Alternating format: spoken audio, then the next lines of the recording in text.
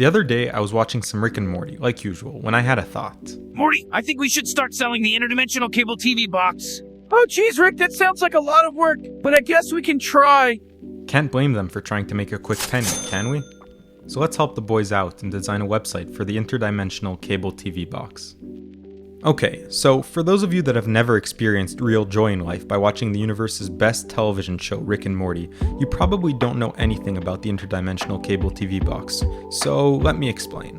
The Interdimensional cable TV box is basically a cable box that Rick invented, which grants you access to every TV channel across every single dimension. So let's get started on this website. First up, we'll decide on our three main colors and set our frame in Figma to the standard web size. Then, with Figma's layout grids, we'll set up a 12-column structure to organize our content efficiently. I like to start my projects by first focusing on the main component, the subject of the entire design, which in our case is the Interdimensional cable TV box.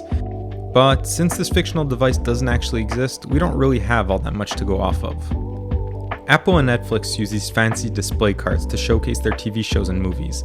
I think we should take inspiration from the big dogs and try doing the same with the various shows featured on the cable box.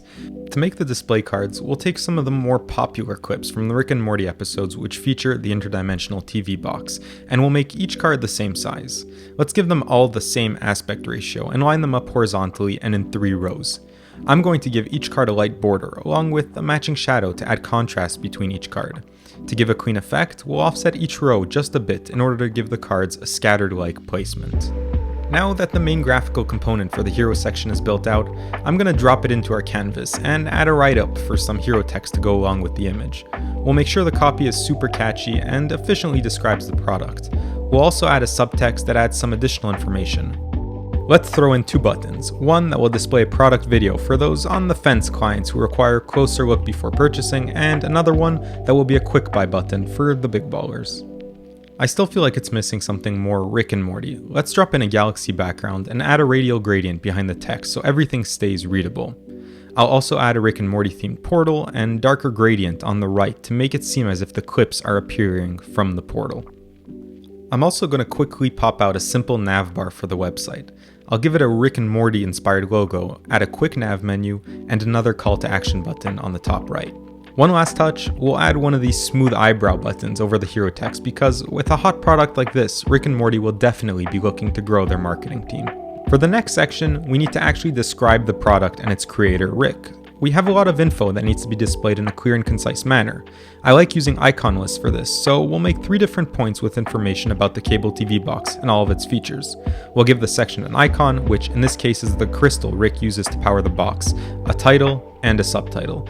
Since the previous hero section and its graphics are justified to the right of the page, let's keep things interesting by this time placing the image to the left of the page.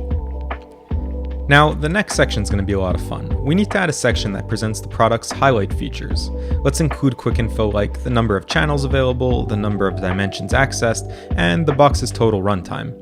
Of course, it's about time to finally reveal the TV box itself, so let's plop that down here. I'll again use a space-themed image as our background and throw in our good old portal from before. To make the product really shine, let's add an ellipse-shaped gradient blur to give that classic green glare from the portal, and we'll place that behind the TV box for optimized contrast. Now we'll add our large featured text, and to keep things consistent, we'll add the same gradient from the portal to the title.